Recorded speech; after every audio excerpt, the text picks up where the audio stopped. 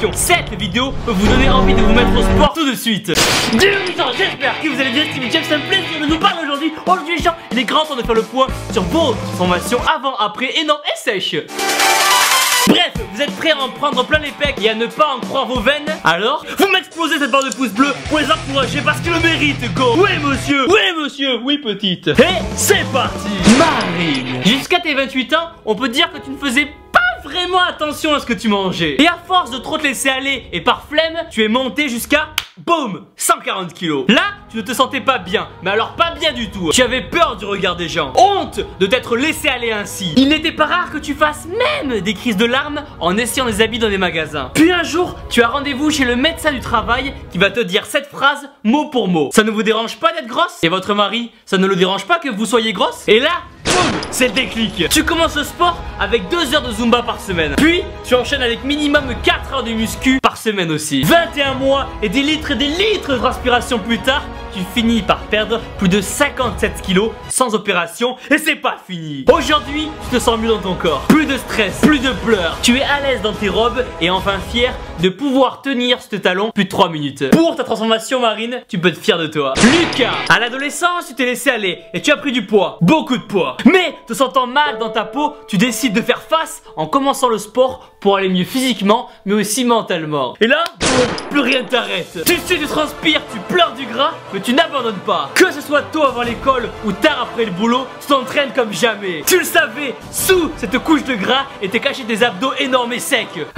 Et j'ai plus de voix. C'est simple, tu es en train d'évoluer. Mais ça ne suffit pas, il t'en faut plus. Beaucoup plus. Rien ne peut t'arrêter. La dinde devient ton allié. Les brocolis, ton animal de compagnie. Le vélo, ta nouvelle petite. Tu saignes le temple comme jamais. Jusqu'au jour où tu réalises enfin ton rêve, celui de participer à ta première compétition de bodybuilding. Ton chemin est plus qu'admirable. Respect dans mes secs, Lucas. Cécile, depuis toute petite, tu as toujours été en surpoids. Et ça, même si tu faisais attention à ce que tu mangeais. Humiliation à l'école, humiliation dans la rue. Les gens te disaient même dans le bus qu'il ne fallait pas que tu leur tombes dessus, sinon tu allais les étouffer. Enfermé sur toi-même, tu te réfugies dans l'alcool et la nourriture qui te conduiront à une obésité morbide. Tu finis par peser 178 kilos. Mais suite à la discussion avec une amie et un médecin, tu décides de changer. Tu décides de te faire opérer pour en finir avec tout ça. Tu fais alors 2 chirurgies qui vont te faire perdre plus de 110 kilos. Aujourd'hui, tu es en pleine forme, en bonne santé. Tu apprends à aimer ton corps, à bien manger, mais surtout à faire du sport. Et comme tu le dis si bien, oui, tu es bien évolué, mais ton combat est loin d'être terminé. Dorian, qui est aussi un Toulousain comme. Tu vis une vie simple, banale, tranquille, bref,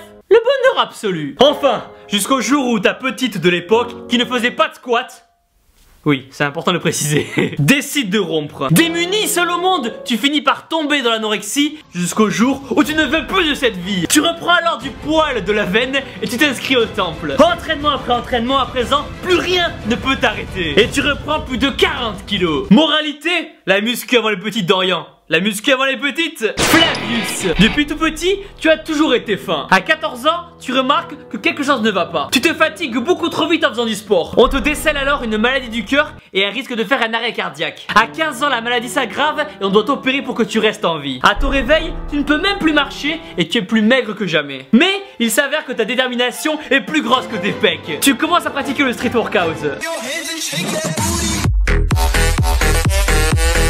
Le 5 octobre 2016, à 21h41 exactement, tu t'inscris au temple. Ça peut paraître banal, mais pour toi c'est le signe d'une nouvelle vie. Clément, depuis tout petit, tu as remarqué que tu avais toujours un petit peu de mal à respirer. Tu décides alors de passer une banale radio, simplement pour voir si tout va bien. Et là, boum, la réponse est sans appel. Les médecins découvrent que tu as une malformation et que tu vis avec un seul poumon depuis ta naissance. Et là, c'est le drame. Il faut agir vite, très très vite, avant que la bulle d'air à l'intérieur de ta cage thoracique se déplace et écrase ton cœur et que le pire se produise. Tu subis alors une lourde opération qui va entraîner une rééducation pour le coup vraiment énorme. Mais tu t'es sans poser sur ta détermination plus grande que tes veines. Tu te remets au sport petit à petit au point de devenir une véritable machine de guerre. Un vrai tortank énorme et sec. Teddy, en pleine nuit, tu te réveilles transpirant, fiévreux. Tu ne sais pas ce que t'as. Arrivé à l'hôpital épuisé, les médecins sont formels. Tu es atteint d'une méningite. Bilan, tu te réveilles du coma 3 jours plus tard avec des doigts de la main amputés et dans l'incapacité de marcher pour le moment. Pourtant, malgré tout ça, tu gardes le sourire. Il est hors de question de laisser la maladie s'en tirer ainsi. Alors même avec des doigts en moins et une jambe pas encore réparée, tu te remets au sport. Et il y en a encore plein d'autres. Diana, qui à 14 ans passe de 46 à 26 kilos, qui tombe dans l'anorexie en voulant ressembler aux petites des magazines ou sur Instagram, mais qui s'en sort grâce au sport et surtout au squat.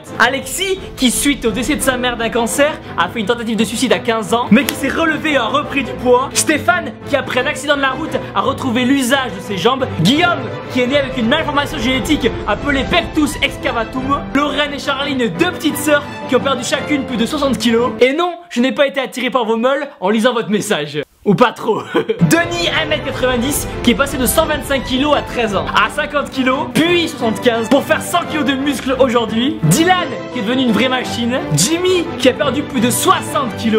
Ou encore Céline, petite maman de jumeaux de 4 ans, qui, comme beaucoup de parents, se sont laissés aller, mais qui se sont inscrits au temple avec le papa et ont perdu plus de 40 kilos à deux. Aujourd'hui, on peut le dire, c'est devenu une super petite maman qui squatte. Ainsi, les gens, les accidents, les épreuves, les drames font partie de la vie. Ils sont la pire chose qui ne puisse jamais vous arriver, mais aussi quelque part la plus belle. Car derrière ces épreuves, c'est la vie qui vous lance un défi, celui de remporter le plus dur de vos combats et d'en sortir plus fort que jamais. Alors, la prochaine fois que la vie vous teste, répondez présent. Sortez les pecs, battez-vous et surtout n'oubliez pas que vous n'êtes pas seul. On est une équipe et vous êtes les meilleurs. Bam! C'est parti les gens. Allez. Explose. Merci pour les abonnés. C'est tout pour moi. Ah voilà. Putain, je suis blanc comme un cul. Par contre, la petite veine est bien présente apparemment. Mais j'ai un bouton dégueulasse là. C'est parti.